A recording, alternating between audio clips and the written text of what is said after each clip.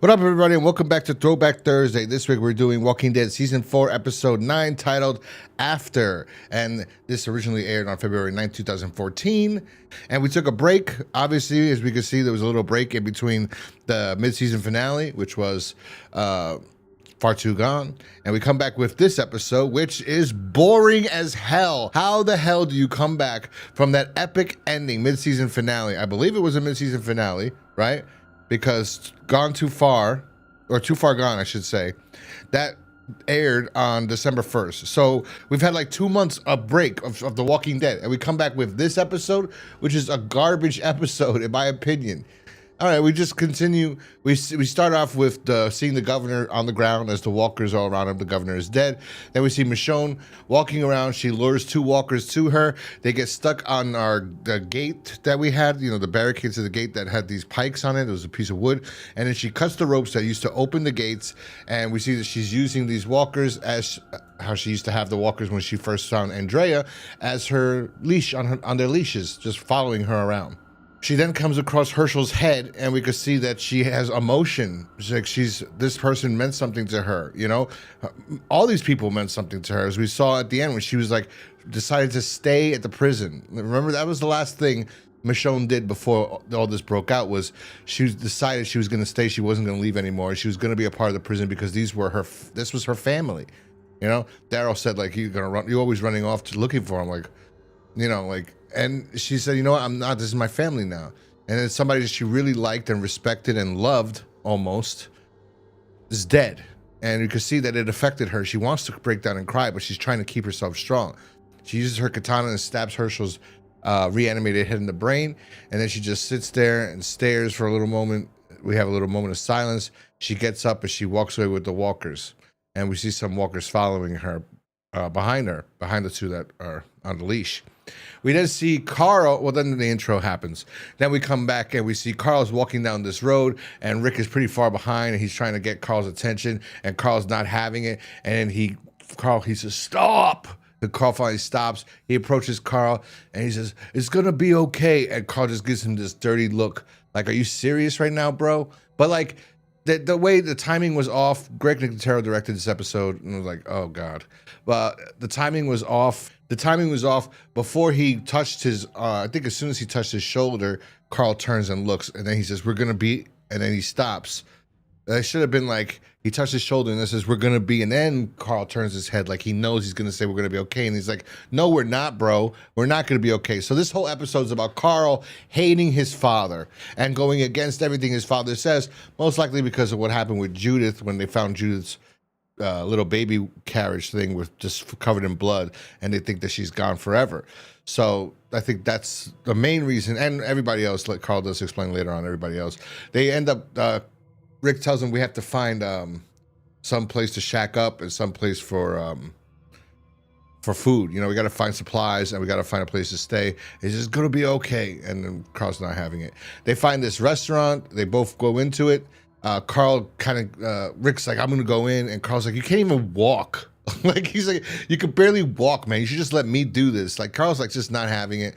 They go in and together to clear it out. He's like, "We've done this before." They go in, which is true. When Carl was younger, they used to be like a SWAT team, like badass. They go in and they see they see some supplies in the back, but like barricade, all these chairs are blocking something that's back there. And then Carl sees a piece of paper that says, "Do what I couldn't do. Please do what I couldn't do, Joe Jr." And then we see this behemoth of a man who looks like Leatherface almost, comes out, at least his mask, comes out, this walker is a giant. And Carl's ready to shoot him, and Rick's like, "No, we can lure him out." And Carl's just like, "Oh, why are you such a pain?" Like, Carl cannot stand his dad at all. Cannot stand his dad. We're gonna find out why in a little bit. I just get to why, basically, But anyway, he pulls him out. Rick hits him with the walker with an axe in the head, but that doesn't even penetrate the brain. And Rick's struggling with the walker, and Carl's ready to shoot, and Rick's like, "No," and then Carl just does it, and he's like, "I told you no." And then he goes, "You couldn't even do it with the axe. Like, you couldn't take him down." He's like, "We're gonna need that bullet later on. Like, what if we do need it or whatever?" And Carl's just like, "What if? What if?" Michonne's walking with the two walkers, and she finds foot tracks on the road. This Rick and Carl's foot tracks. She stops and she looks at it. Then she just decides not to follow it. So she's decided not to go back to how she was before and not have people around her, because I guess in this moment she feels like that weakened her a little bit. That she had, that Andrea and all these people weakened her. So she goes on her own way. Rick and Carl find the house. They go in to search, and again, Carl goes ahead, and Rick is yelling at him like, "What are you doing? Don't go ahead!" And Carl just turns around, looks at him, and he starts banging on the door, on the wall, and saying, "Hey, asshole! Hey, fuckface!" But he's looking at Rick while he's screaming all this, like he's telling this to Rick. And Rick's like, "Watch your mouth!" And he's like, "Are you kidding me? If anybody was in here, they would have came out already." Carl's being a little bit annoying in this episode, I'll be honest. He goes upstairs and finds a room with all this stuff, like boy stuff, like games and TVs, and he's just like, oh, so happy. Just imagine if they would have found this place when they were in the prison, and they had a generator, and they could have used this stuff there. Well, how fantastic would that be if there was no governor? I bet you, I don't know. Have you ever seen a society in The Walking Dead that lives really great?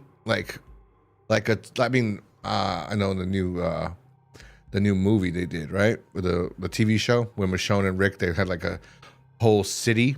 So people must have had electricity in their apartments. I think Rick had, but he had a small TV. They had news and everything, but they didn't. I don't know. I wanted to see one like another prison people that survived and they lived well and they had TVs. It would have been cool.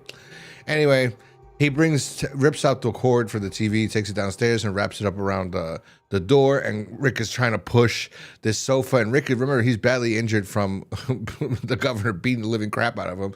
And then he looks at me and goes, "It's a good knot. I tied it up. Don't worry. It's not going to open." He's like, "We don't know." It was something. And then he goes, Carl just keeps yelling at him. He goes, "Hey, you know, it's a double hitch knot or whatever." He goes, "You know who taught me it? Shane taught me. Remember Shane?" I was like, "What?" And then Rick's like, "I remember Shane every day. Is there something you want to tell me?" And Carl doesn't say anything. And then Rick tells him, "Look, you got to eat." By the way, earlier, like, it's like a competition, but this whole thing between Carl and Rick, because when Carl went to the back after they killed that walker in that restaurant, Carl looked for stuff. He found food supplies, and then Rick found food supplies somewhere else. And Rick's like, "I've got water and stuff." And he's like, "I beat you." So this is like all competition. He wants to show his dad, like, kind of like, "I don't need you," which is what he'll say later on in the episode. Well, we'll get to that. We then see Rick goes into the bathroom, and we see the extent of his injuries, and he's badly beaten up. I think he has it sounds like his lung is fucked up too, because he's having trouble breathing. And he's all bruised up, his whole body. Then we got to Michonne's having a dream. And in her dream, it's, I guess, her husband and a friend of his, the guy she was with in the first appearance of Michonne that we saw with Andrea. They're there and they're talking about how life was prior to the fall of everything. And as Michonne's cleaning a knife, the knife turns into her katana. And then her husband and her are agreeing on something, and then she's like smiling. It's like living the normal life that Michonne was living prior to everything that falling down. They were talking about a play or something, or art. And she's like, "Oh, it was pedestrian." He's like, "Pedestrian?" She's like, "Well, I'm trying to say it was lame without saying it was lame, but that's whatever I saw." You know, it's like I could go see a gorilla riding a tricycle at an art show, and I'm not going to call it art or whatever. And then her husband's agreeing with her, and the friend is like, "Oh God, please don't." So this were the people she was with, and we find out Michonne had a child. As she's walking around with her little child, she goes, "Hey, Peanut," or something. "Good morning," and she's holding him, and she's happy. And all of a sudden, they change. The people around her change, and they're dour, and they're like, "Do you know how valuable you are, Michonne? Because you gotten good with that sword." And then the other guy goes, "But what's it all worth? Like, what's it all matter?" You know, her husband, he gave up hope and everything. He's like, "I got my son and all these things." And then she goes, "Oh, I see what's going on." And then they go like, "You do?" And he goes, "Yeah, who's going to open up? I just want to know who's going to open up the bottle of wine." And then you see that they have no arms. And then she looks and she starts screaming, and then the baby's gone. And then we see the other perspective is that they're in their apartment and the whole world outside Atlanta is destroyed. And then she wakes up, she's in the car. Now, I don't know if they delve into this more later on, or they talk about her backstory. I'm pretty sure they do. She probably tells Rick or something. I just don't really recall. It's been so long, like I said, since I watched the show. But this was interesting. I don't like the way they did the dream sequence that much, but it was interesting to see. Then we cut to Carl in the room, living a life like a normal kid. He's reading a regular book, I believe. I didn't get to see what the book was titled for this one. And then he goes downstairs and he's calling his dad. And he starts like raising his voice, trying to wake up Rick, but Rick's passed out. And Carl might think he's dead. But as he's screaming his dad's name, all of a sudden we hear banging on the door. And Carl's like, uh-oh. And there are walkers outside the door. Carl walks around the house to the front of the house, sees their walkers banging. He calls on them to follow him. And he basically just leads them all really far away from the house. And as he's leading them away, all of a sudden, another walker approaches him from the back. He's surrounded. They fall on top of him, and he wastes more bullets, not doing what his dad said, you know, don't waste bullets. He wasted so many bullets. He had to kill all these walkers as they fall on top of him. He almost died. And then he thinks he's winning. This entire episode, he almost died several times, but he claims he's winning. But anyway, finally he kills the last walker. He's got 3 on top of him. He kills them all. He gets up and he looks around and he's like, I beat you. Again, he thinks it's a game. He walks out towards the main street where the houses that they're shacked in, and it's all empty, no walkers around. And he's like, cool. It's like he's trying to be a kid again, but we have to remember that he is a kid. And that's what Rick was trying to save, was that feeling. But he resents that in a way also. Carl resents that because, as we'll see, he goes back to the house and he starts yelling at Rick. Well, he thinks Rick is dead. He's screaming at him. And he's like, I don't need you anymore. You know, you couldn't save Maggie. You couldn't save Glenn. You couldn't save Michonne. You couldn't save Judith. He goes like, basically told him like, I'm better off alone. Like, I'm better off if you just died. Like, because like, you're the reason. You knew the governor was out there and Michonne was out there looking for him and you did nothing. And then he came and he took everything from us. You know, we don't have Judith anymore. We have nothing. We have nobody, all because you wanted to play farmer. He's like, that's the biggest thing. You wanted to be a farmer. He resents that now the most from his dad. Was that time as his dad trying to change him from being that fucking stone cold, ice cold killer that he was, because that's what Carl was becoming. Remember, the people from the Woodbury approached up the little kid and he just shot him in the head, and he's like, and Herschel's like, he killed. Well, you know what? Herschel's at fault more than anybody, so Herschel got what he deserved, in my opinion. Anyway, Rick's just there. It looks like he's dead. And Carl goes out again. He's going to different houses looking for more food supplies and anything. He finds a house. He finds some a bunch. He finds pudding, which we'll talk about in a second. He goes upstairs and he sees a room, and all of a sudden a walker comes out and attacks him. The walker looks pretty cool. I will give that. This walker is struggling with him, almost bites him in the leg. Carl runs into a room. He can't get out the window, so then he tries to run around the walker. He hits the walker in the head with the lamp. The walker grabs his leg, almost bites him in the leg. Carl's shoe comes off and he runs out, gets to manage to lock the door. And again, he writes on the wall, like the note was earlier, like, do what I couldn't do. Thank you, Joe Jr. He writes on the wall, like, lost the walker inside, took my shoe, didn't get me, or whatever. And then he's like, and he leaves. And we see him sitting on the roof of that house, and the walkers try to reach him through the window, and he's sitting there eating pudding, which will later become the meme of, you know, there's a meme of Rick, and he goes, hey, Carl. And then you see him eating the pudding. And he goes, yeah, Dad. And you're not the only one that had chocolate pudding. And then you see Michonne go, Rick. So that's funny. It's a little meme that was popular. Anyway, we cut back to Michonne, who's walking now. And earlier Michonne was walking and she noticed a walker that looked just like her. And she just kept walking as this walkers are surrounding her. And now she's walking and she sees that walker, but she's noticing that she's surrounded by a herd of walkers. And in my opinion, I'm thinking like she's looking at that and she's looking at that dead walker and she's like, I don't want to be this. I don't want to be this again. Like what I was, like, I don't want to be a part of this dead. Like I want to be part of a community. I got to find my people. Like I can't do this anymore. I can't be like this anymore. And she starts just killing all of them. She kills all the walkers surrounding her, even though she had as her shield. And she just sits there. She cries a little bit, but then she walks away. And she ends up finding the footprints of Carl and Rick again, and she follows it. Carl's sitting with his dad. His dad's breathing heavy. She told him earlier when he got to the house before he yelled at him that he found food and everything.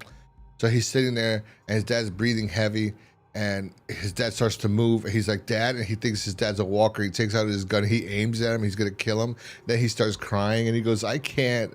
I was wrong or I lied or something. He goes, I can't do it. Just take me. Just take me. You know, and he goes, Carl. He goes, Dad? Oh, okay. So they're okay. Then Michonne finds the diner. She sees the note. I don't know if she thinks what the fuck she thinks, but she sees the note. Or I don't know if anybody wrote anything on top of it. I don't remember. I remember she sees the note. She kind of like cries or some shit. Then she leaves. We just see Carl talking to Rick, and Carl tells him everything that he did or whatever. And then he goes, "It's good that you found supplies, but you know, whatever." And he goes, I forgot the conclusion to this because it was kind of boring episode. But he just says, is that all you had? He goes, no, I had like a whole container of pudding or whatever. And then we hear a knock on the door and they both look. And that's because Michonne's outside. She found them first. She finds the house somehow and she looks through the window. She sees that Carl and Rick are there and she just starts to cry. She looks up at God like, thank you. And then she knocks on the door and then Rick looks at, he comes around, he starts laughing so hard.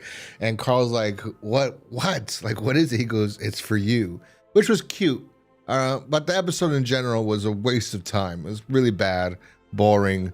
You know, I mean, it was nice seeing the Michonne part, but the whole Carl resenting his father because of what his father, I mean, we're going to have to deal with that with Rick soon is going to resent what happened to him. Is this the season where he bites the motherfucker's neck? This is coming up because they were going to do shit to his son and everything? Yeah, this is it. Well, that's kind of Rick's turn, I guess, coming up. Anyway, all in all, boring episode.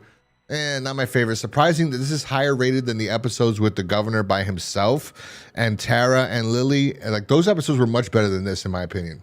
This episode was really bad. And to come back from the war after a 2-month break with this, pretty shit, in my opinion.